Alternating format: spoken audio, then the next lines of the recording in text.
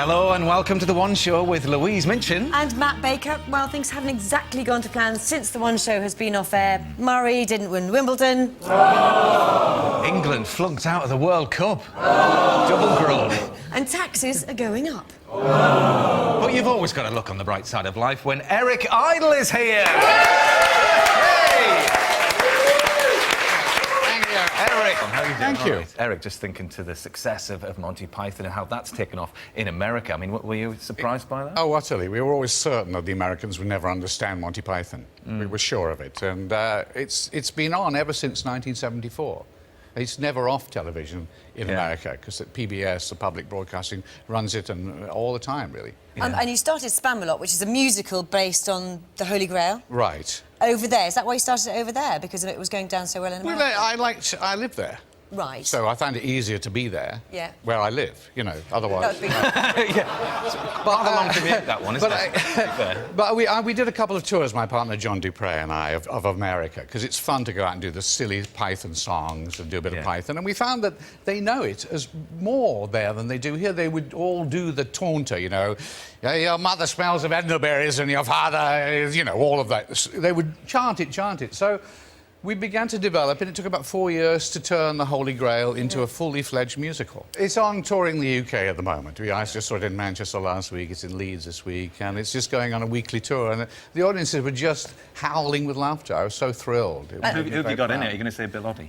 No, we'll try and get him, actually. But it is the time that we've all been waiting for. It's levitation time. You ready? Yes. Here we go, everybody. Yes. Penn, it's over to you, my friend. I guess you're going to take it from here. Stand right here. You all set for this, really? Yeah, I'm nervous. Okay, you're a little bit nervous. We're just gonna, okay, we'll just take a. I'm not going to do anything to scare you like I did.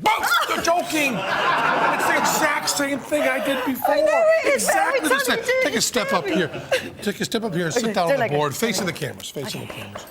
Now, Louise, there's an East Indian word, fakir, F-A-K-I-R. Yeah. You familiar with that word Yes. at all? You know, some people usually think it's just street performer, but it's the guys that, like, you know, swallow swords, eat fire, lie naked on beds of spikes, dance on hot coals, broken glass, barefooted. Do you think that kind of stuff is possible? Yes, I do, Penn. Good. Swing your feet around. Right up, straighten your feet up there. And then lie right back where you are. Would you please just scoot away from me a little bit? It was a bit, Scoot when you just said the means naked move. thing, It's that worried me. American term. Right here. And just, give me the full weight of your head. Move toward me a little bit. Just wiggle toward me a little bit. Beautiful. You're right. And just relax your neck. Your head has to be heavier than that. Let your head fall back. Good. Okay. Now hold your hands as though you were holding the sky away, okay? That way, if the sky happens to fall, you're the only one prepared, okay? Yeah. However, in the much more likely event nowadays of a nuclear holocaust, this hand position will not amount to squat. But we are going to leave such a mysterious silhouette. Okay, Louise? Now, Louise, it might be a little more comfortable if you do close your eyes. Really? This is not for... Matt, are you watching out for me? Close your eyes. Don't worry. Not for religious or meditation purposes, just so you're not looking directly up my nose. Beautiful. Yeah. Now, think about every muscle you need to move and exactly how much you need to move each muscle. When I say lift, lift your feet 3 inches into the air. Okay, Louise? Lift. Hold, and relax, right back down. Those Pilates are worth every penny there. Push up against teller again in your hands. Keep that tense. Keep pushing against nothing. Let your head fall right back here, Louise. Oh, that's strange. Right? Give me a moment to make your hair look really saw that bitchy. No, it's beautiful. Put some extensions on there. Take 3 deep breaths while I count. First breath, inhale, hold, exhale. Second breath, a lot slower. Inhale, hold, exhale. Beautiful. Third breath, inhale, hold, and exhale. Keep breathing a little bit slower, a little bit deeper than you used to. Just think about your breathing. That'll happen almost automatically. Okay, Louise, I got your feet. Do not lift them. Do not lift them yet, Louise. In just a moment, I'm going to ask you to lift your feet again.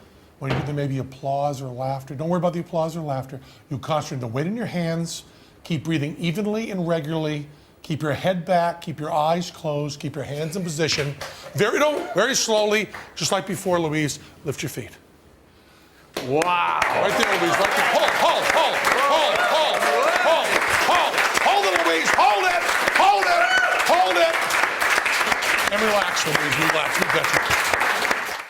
Well, hello and welcome to The One Show with Louise Minchin. And Matt Baker, and a woman who long ago kissed Ballykiss Angel goodbye and said nighty-night to goodnight, sweetheart. Yeah, and this week she's been making a big noise in the tense BBC thriller The Silence. It's Dervla Kirwan. Lovely to see you. Now, I tell you what, I have been gripped, I really have, with The Silence. Have you been watching it yourself at home? I have to confess, I am not a Catholic at all there with that opening line. I have to say that I actually find it very, very difficult to watch anything I've ever done. So, do you? Yeah, I wait about a good 9 months and then I look back and think, oh, it's okay, it's okay. Yeah. But I've read the reviews and I've read the previews and it's going well, so it's nice to be here to promote something that is actually delivering. And tell me about you play the aunt in this, don't you, of this young girl who witnesses a murder, The Silence. What was it like playing her? Well, you know, it was hugely challenging, and we had a terrific director called Dervla Walsh, who is really extraordinary. But the most exciting thing was actually watching this pretty much unknown actress, Genevieve Barr, carry the whole show. And it's very much through her eyes and incidentally through her ears, but it's just extraordinary to watch her. I think she's fantastic. But, I mean, I have to say, you are an incredibly convincing mum of these teenagers that you have there. Thank you very much. Obviously, you have children yourself. I do, yes. And does it worry you, obviously, looking at the children that you're acting with, those teenagers, that your kids are going to kind of... I'm go through absolutely this terrified. I'm yeah, sure I've really? messed them up, and psychologically they're warped already. But, you know, I would hope that in the future that we'll have a good enough relationship where they can come and talk to me about anything, and I won't embarrass them. But of course, we all Oh, you know that must I will. embarrass them. I embarrass them constantly. Yeah, it just came very naturally, but it's a beautifully written script, and the relationships were very well rehearsed beforehand, and everyone gives so much of themselves to it, and I also think it was beautifully cast. Yeah. And that sort of is on the screen. You can really feel that on the screen. Tell us as well, because you've been doing another project. Who do you think you are? What was that like when they asked you to do it? Were you scared? Were you worried by what you'd find? No, because I'm so stupid. I never think that they're going to find anything. You know, I mean, I thought, yeah, of course. What a great experience. I thought, great, I'll be able to show the kids. They'll be, you know. But everybody and then I was, cries. well, exactly. I was utterly traumatised. And then they said, but you're really enjoying yourself, aren't you? Yeah. And you get so close to them, you don't want to say, actually, I'd like to slit my wrists today. No, but, you know, it was great. And, I mean, you discovered quite some Yeah, very some interesting characters, didn't you? Yeah, very much so. I mean, I never knew my grandfather on my mother's side, and I never knew anything about my great-grandfather on my father's side. So I don't know how much I can say. Famous And relative? really interesting, Michael Collins, because you are related to him as well. Very much so. He's my great-grand-uncle. Are you similar to him? My God, if I could have been, or if I could be, yes, I would love to. But he's famous in Irish history, isn't he? Yeah, well, he's a tremendous political leader, and he's an extraordinarily intelligent man. So if I've got even a soupçon of that, I'd be... Have a particular routine? No, well, I write in the morning. I never write at the end of the same day. Right. Partly because my handwriting's rather shaky. After Yeah. a few jars, you know, I like a jar, Louise. I like a jar, I do. So do I. So, do you? Afterwards. No, I do write in the morning, most mornings, Right. for about sort of 20 minutes or so. Okay. Just try and sum up what I did the day before. Yeah, well, it is a great read. I've read... I've you skipped very my way much. through it as much as I possibly can, and it's some fascinating insights in there. But we did give it to another Python that we've had in friend this of yours. week, and Oh, this right, is what yeah. Eric Idle made of it. Who's that? Wednesday, August the 8th, 1984. Ring Eric to thank him for our weekend at his house in France. The difference between us, I thought pithily, as I plodded up to Kenwood today, is that I'm a natural agreeer and Eric is a natural disagreeer. Well, that's absolute rubbish. There you are, you see. Yeah, I write his best lines. Yeah. I always do. Well, our wine connoisseur is here. Phil, good to see you. What a fantastic job Unbelievable. that is. What a Absolutely. lovely day we had down there. It looks delightful, and It talking was. of being delightful, you've brought an absolute cracker with you, haven't you? This is the most... Is that the expensive bottle of wine that you come across? Well, no, it is indeed, but I mean, the most expensive bottle of wine you can get is at Gordon Ramsay's Rectum Petrus, which is a magnum of 61 Petrus, Yeah. which will cost you 49,500 quid. just for a little tipple. But this is all A about... Magnum is 2 bottles, is it? Yes, it is. Right. But this is all about investment wine, and this is a perfect example. If I can just... You've been insured. I have Carry indeed. This. I have This is indeed. hilarious. And this is a Le Pen. This is a Le Pen, and oh, there we go. This is a Le Pen. Pomerol. Yeah. Yeah. Pomerol yes, is but the it's a actual Le name Pen. of the Yes, kind it of is, but it's a wine. Le Pen. And this, you know all about it. Of You've course been I do. quaffing this, haven't you? No. You've been I live where this is produced. Yes, and well, no, and this in 1990 would have cost you 780 quid. Just Right. one bottle. One bottle of was in that, 90, and yeah. now, if you wanted to flog that now, £23,000. So it's Just amazing. And think that's what you could do with that I much know, money. I know. But Would it's you got like drink currency. That? Would you drink that? I'd drink it, but I wouldn't buy it. Yeah. No, it's because... Ow! Yes! What a beauty! Brilliant! Do you think they'd give me a bottle of 23,000? That is exactly what I was going to say. They're not seeing your cricket. Your face. You're still...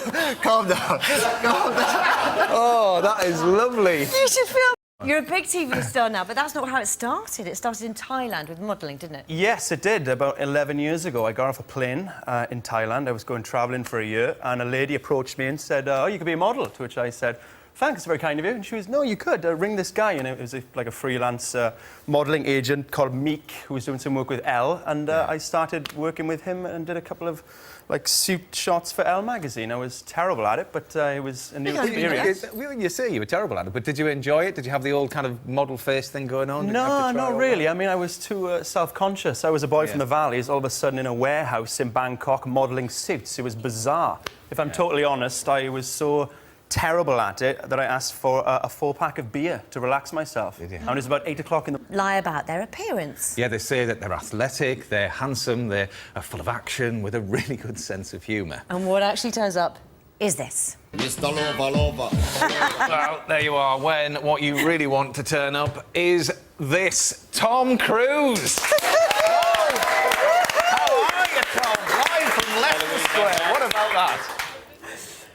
Thanks for joining us, Tom. How are you? Yeah, we're really good. Now, we were just chatting. Thank you for having me. Tom, you're in town because you are here to promote your new movie, Night and Day. Tell us a little bit about it. It's an action movie, isn't it?